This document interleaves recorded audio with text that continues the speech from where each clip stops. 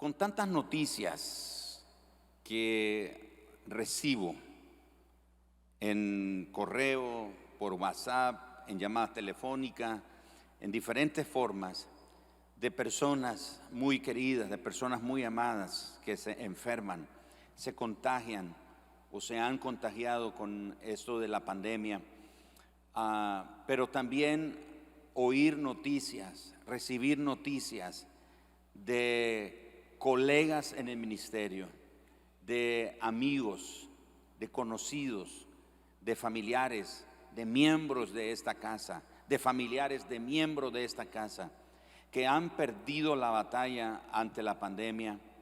Les tengo que confesar que ha afectado mi ánimo. No es que estoy perdiendo mi fe, sencillamente siento que todo esto ha afectado mi ánimo y ha causado en mí una inusual tristeza. Es decir, siempre nos entristecemos por algunas cosas y hay diferentes tipos de tristeza. Hay una tristeza que es, según Dios, es cuando nos arrepentimos y ese arrepentimiento provoca en nosotros una profunda tristeza porque hemos pecado contra Dios. Pero también hay tristeza cuando alguien no nos trajo un regalo que queríamos o no recibimos la encomienda a tiempo o no recibimos un obsequio que esperábamos y nos sentimos un poquito tristes. Pero no hablo de ese tipo de tristeza, hablo de una tristeza inusual que afecta el ánimo, que afecta las emociones y batalla los pensamientos. Esa inusual tristeza ha causado en mí en algunos momentos desesperación, ha causado en mí momentos de angustia y momentos de aflicción.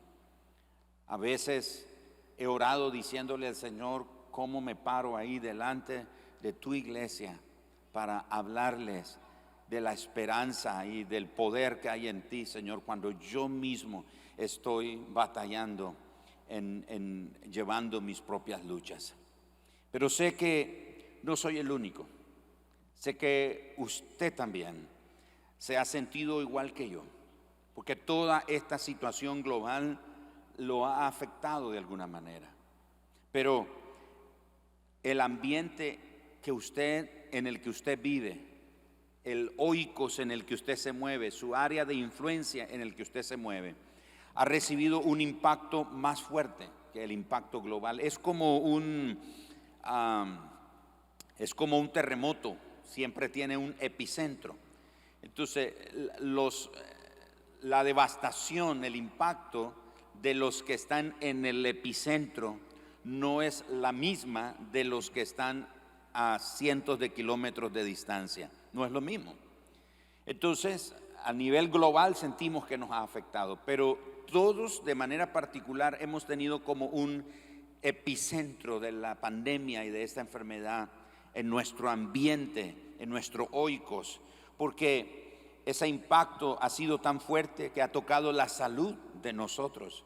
Algunos de nosotros nos enfermamos, o algunos de ustedes se enfermaron, pero el Señor los sanó y están aquí, están, gracias a Dios, en pie. Otros, su familia ha sido víctima de este impacto.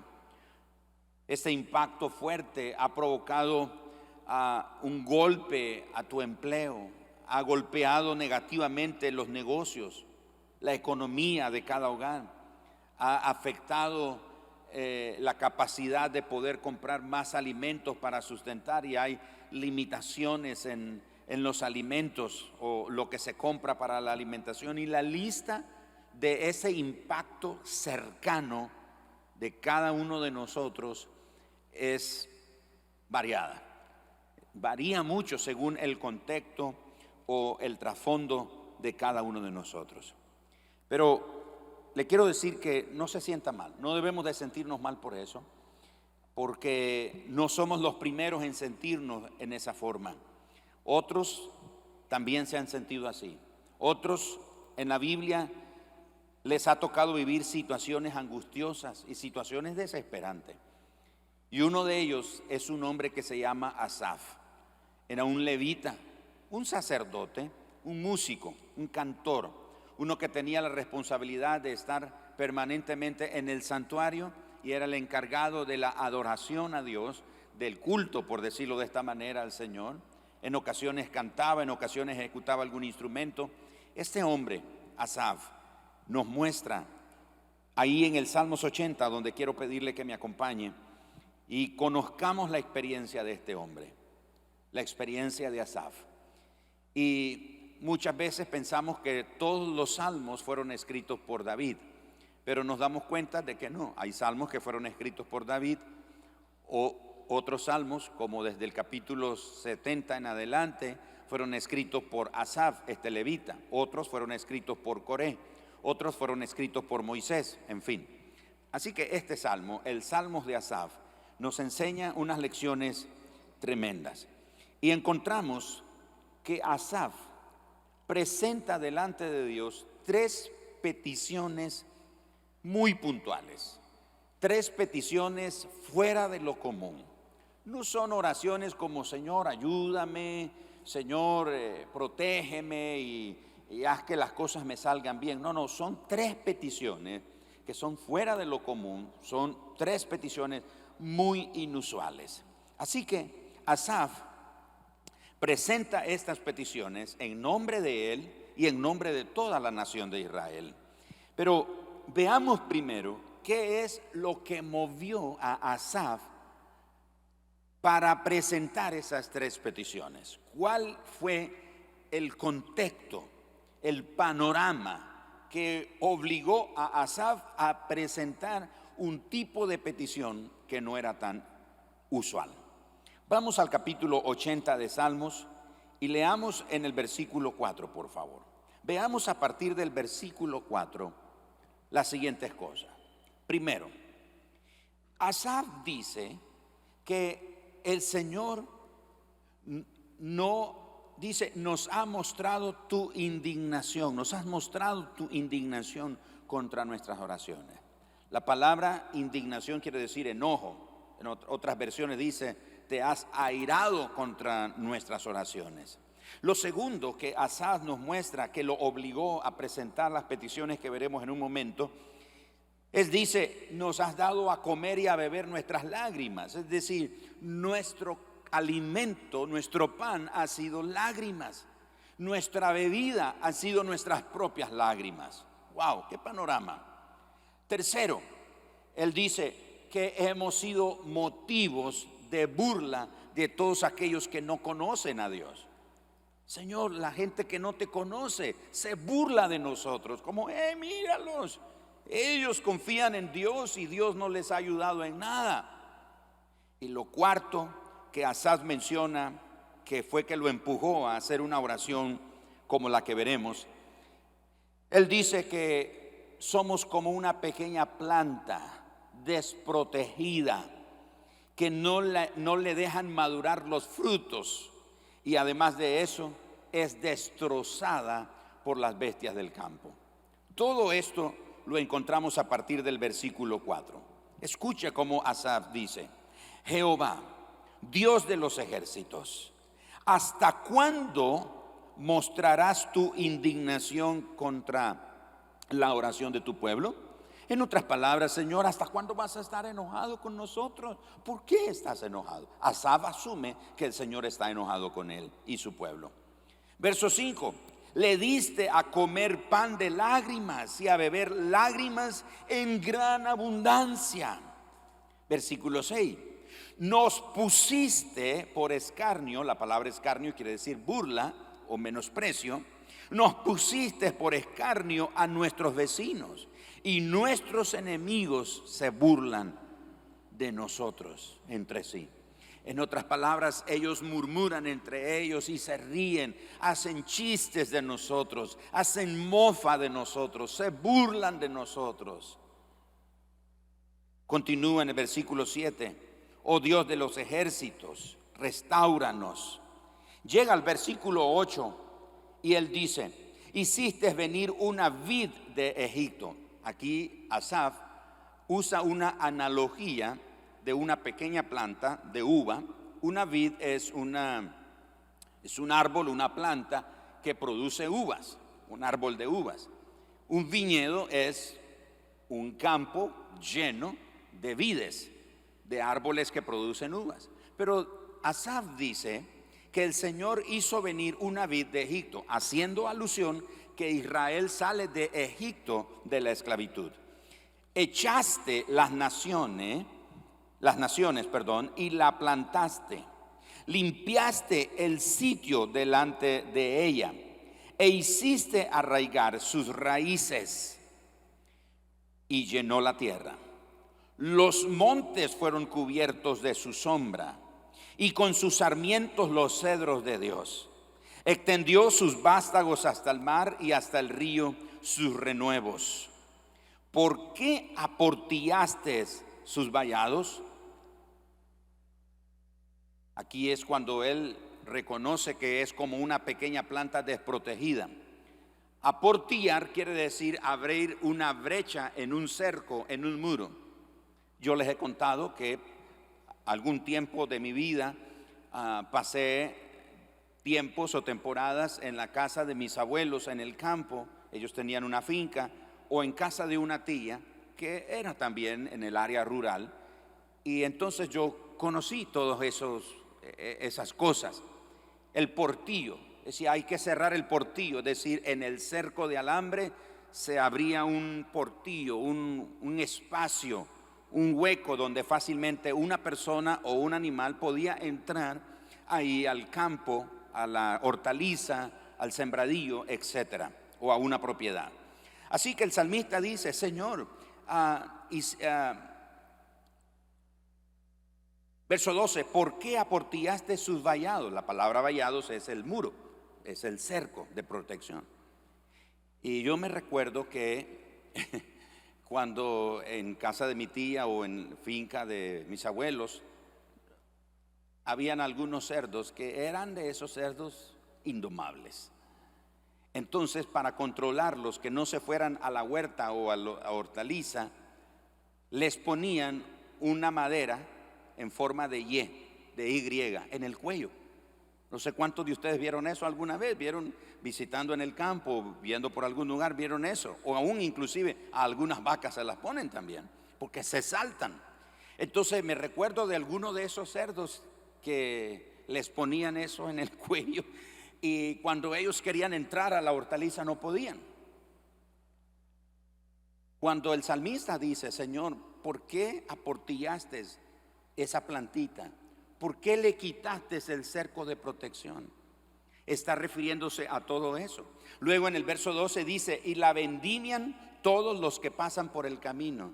La vendimia es el tiempo de cortar las uvas, pero las uvas no se cortan hasta que están maduras. Pero ¿qué pasaba? Como estaba desprotegida, cualquiera entraba y cortaba sus racimos cuando no estaban maduros. No sé cuántos de ustedes, un vecino, un familiar o visitando en algún lugar, le tiraron piedras a un árbol de mango, por ejemplo. ¿Vieron esos niños? Esa gente van pasando y los mangos están verdes, están apenas saliendo, como dicen. El árbol terminó de florecer y ya los frutos están ahí, pero están tan pequeñitos. Pero los niños, la gente quiere mango y comienzan a apedrear el árbol para cortar los mangos, que finalmente ni se los comen, los desperdician. Eso es lo que está diciendo aquí. Señor, la vendimian todos los que pasan por el camino. En otras palabras, no dejan que su fruto se madure. Continúa, la destroza el puerco montés y la bestia del campo la devora. En otras palabras, al no tener una protección, un cerco, es fácil que alguien accese a ella, la destruya. Los cerdos tienen, y yo recuerdo de esos cerdos que les ponían esa madera en el cuello, les encanta cuando la matita de maíz está recién saliendo, les encanta eso tierno, entonces se metían a comérselo y era terrible. Entonces les tenían que poner esa madera para evitar que entraran. Y dice el salmista, Señor, que las bestias del campo destroza el puerco montés. Dice, la destruye, se lo come, no puede producir. Así que el panorama que Asaf nos presenta de él y del pueblo de Israel en ese momento definitivamente es desalentador. Es un momento en el que él ha sido testigo de todo lo que le está sucediendo al pueblo de Israel. Y lo cierto es que cuando no hay apoyo ni ayuda de ningún lado, y aclaro, no porque no nos quieran apoyar, no porque no nos quieran ayudar, sino precisamente porque no pueden ayudarnos. Anoche, cuando estaba terminando estas notas, recibí un mensaje que me conmovió. Me conmovió porque es una persona que yo conocí, serví junto con él un par de años en algo que se conoce como la Cumbre Global de Liderazgo, y me refiero al pastor Ricardo Hernández, un amigo, y hemos estado orando por él.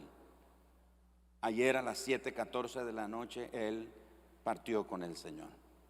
El 11 de este mes su hijo mayor también murió por el COVID.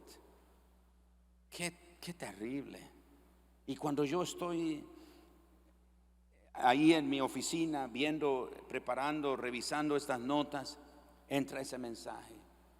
Hermanos, yo me sentí con una impotencia porque yo, Señor, orábamos por un milagro.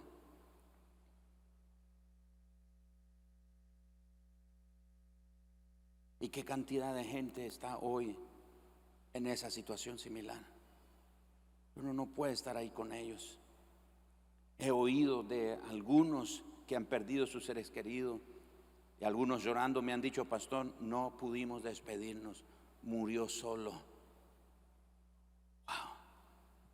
Entonces, qué tragedia cuando nos quieren ayudar, pero no pueden. Y eso es lo que el salmista Asaf nos está mostrando aquí. Señor, no hay apoyo, no hay ayuda, no porque no quieran, es que no pueden, Señor, no pueden. Y esa situación agrega más desesperación a la desesperación que ya existe. Y aparte de eso, las penas se multiplican por el corazón que está adolorido. Gente que ha perdido su bebé, ha perdido su hijo. Madres que han muerto y no pudieron ver a su hijo o su hija nacer. El salmista nos está diciendo de que el panorama definitivamente es doloroso. Por causa de esa situación, de ese tipo de situación, se requiere un nivel de oración que sea más intenso. Me acuerdo cuando el profeta llegó a visitar a este rey en Samaria, y el profeta le dio un manojo de flechas y le dijo: golpea con ellas en el suelo.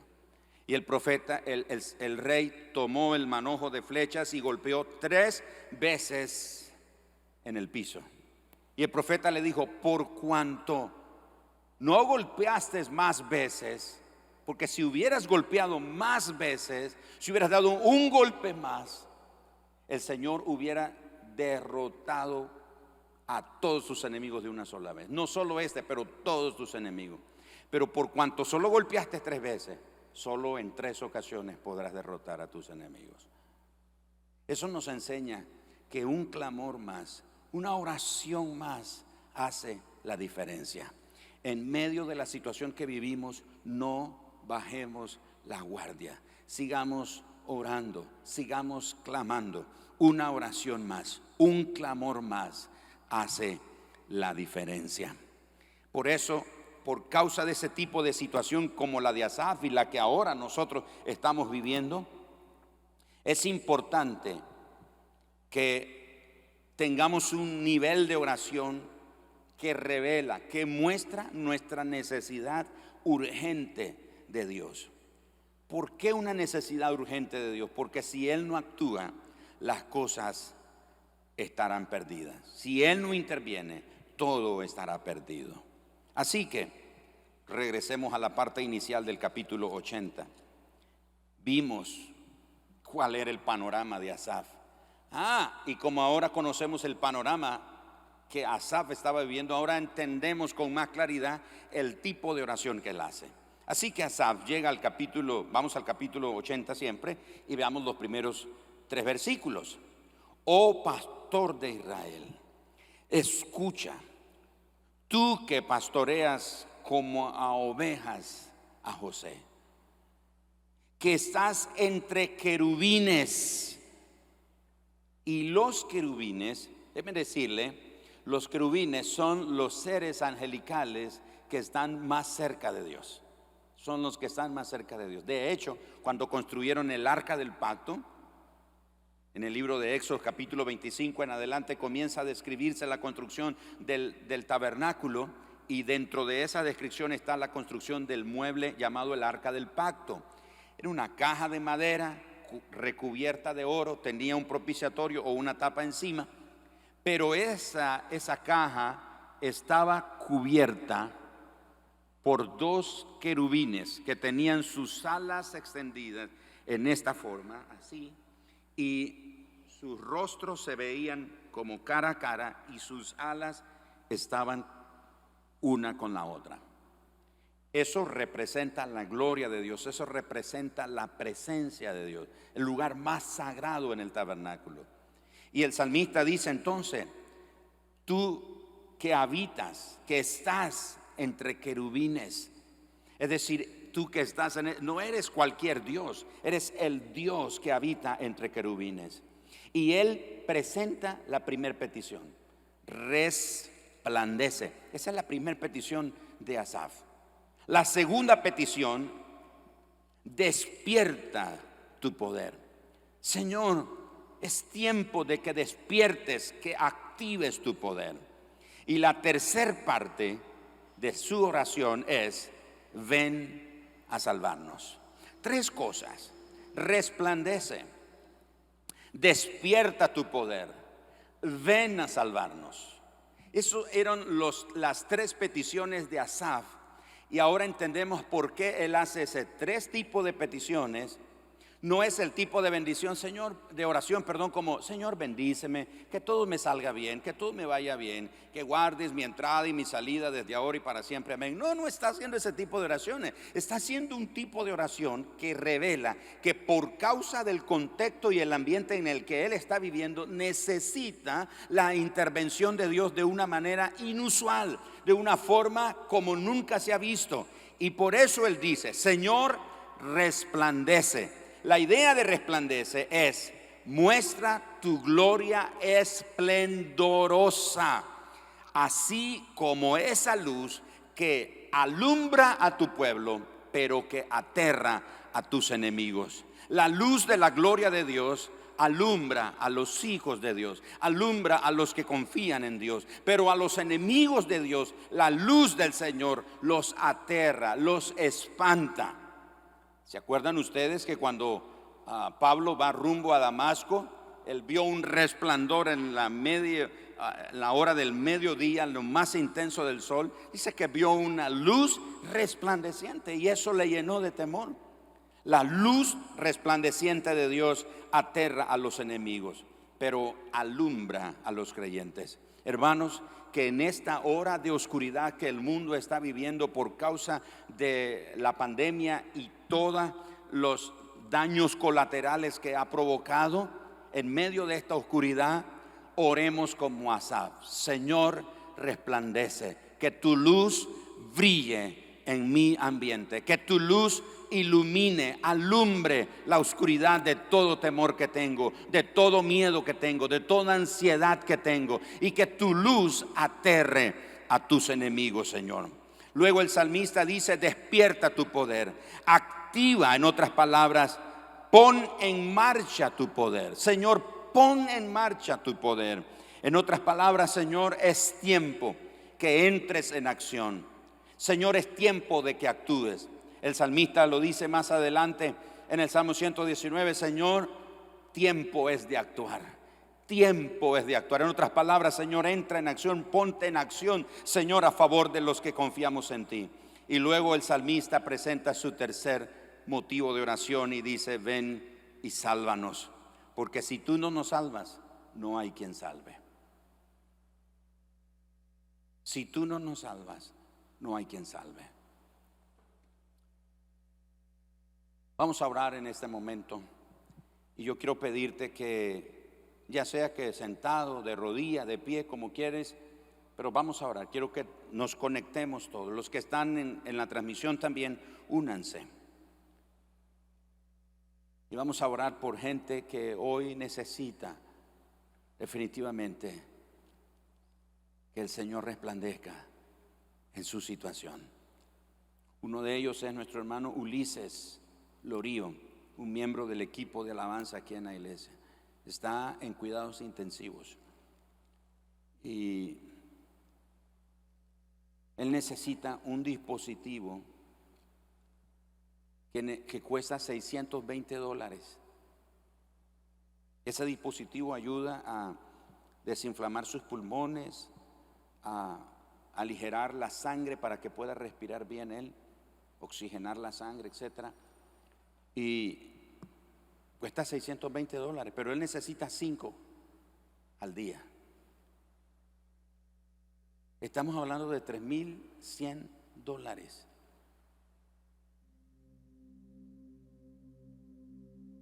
¿Quién puede resistir eso? Por eso los que estamos aquí, los que me están viendo, que han estado enfermos y el Señor los sanó, hermano, como decían, yo oía hacía un tiempo, deberíamos de estar bailando en un pie o en un dedo. No deberíamos de faltar a ni una reunión de la iglesia, deberíamos estar bien cerquita del Señor, agradecidos con el Señor, hermano. Y todavía los que no nos hemos enfermado debiéramos de estar más agradecidísimos. Porque imagínate, tú y yo respiramos bien, no tenemos que pagar. Es tragedia, nos mandan peticiones: pastor, ¿dónde podemos hallar oxígeno? Tengo un familiar, tengo un conocido, tengo un hermano, tengo un pariente, un hermano de otra iglesia. Necesito oxígeno, no tenemos oxígeno. ¿Dónde compramos oxígeno? Imagínense, ¿cuántos pueden respirar bien? Vamos, mire, ¿no es un milagro eso, hermano? ¿No es una maravilla eso, hermano? No es para estar agradecido con el Señor. Pero hay otros que están en medio de esta tormenta.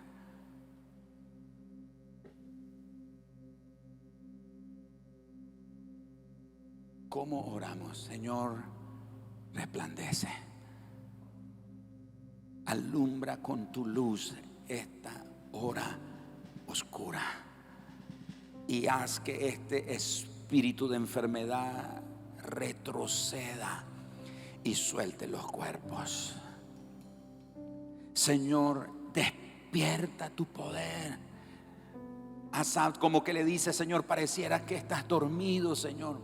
Pareciera que tu brazo potente está dormido. Pareciera que no estás haciendo nada, Señor. Despierta tu poder, Señor.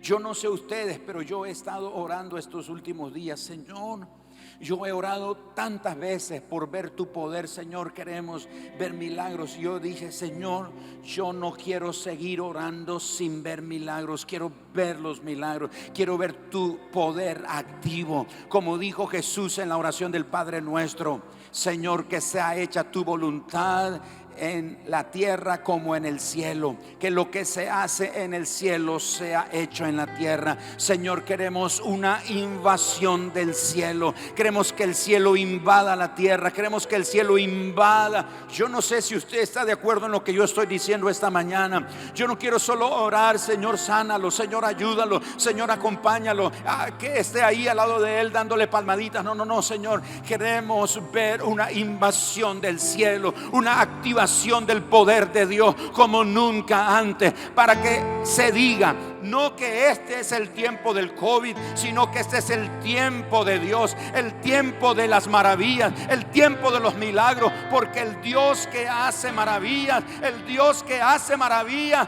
no está limitado, no está detenido, no está de brazos cruzados. Él todo lo puede, pero Él necesita que alguien clame. ¿Sabe que Sodoma y Gomorra fueron destruidos por causa del pecado? El pecado de Sodoma y Gomorra subió delante de Dios. Pero otra razón por la que Sodoma y Gomorra fueron destruidas fue porque ya no habían justos que intercedieran por ella. Ya no habían justos, porque Abraham le dijo: Señor, si hay un justo. Y el Señor le dijo: uno que haya. Por amor a ese uno no la destruiré. Pero fueron destruidas porque ya no habían justos que clamaran. Justos de Dios, levantemos nuestra voz, levantemos nuestro clamor y pidámosle al cielo que el Dios del cielo, el que habita en sus moradas eternas, el que habita entre querubines, active su poder.